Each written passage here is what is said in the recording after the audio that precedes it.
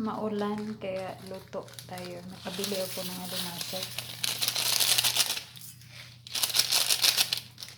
Babad sa Magic. Wala na palang paminta kaya Lauren na lang. Parehas lang yun.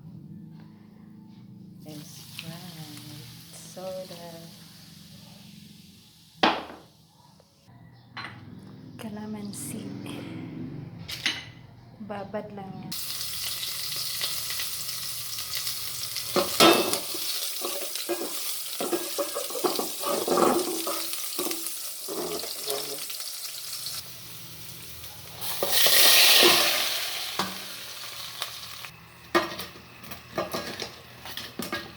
Patuyuin lang. After 38 days and 3 seconds, tuyo na. Kapag katulad ka sa akin na matamad pumunta sa palengke, Coco Papa's always on the go. Sili. Yan. Hayaan mo lang siya tapos patuyuin lang ulit. Kunting-kunti lang. Yung may sauce na lang siya. After 5 hours, okay na yan. Lagyan ng malunggay na 100 pieces na dahon. Dapat yung hindi na kailangan himayin yung kusa na siyang malalaglag dahil patuyo na siya. Charot. Tira pa to sa binigay ni Bugs.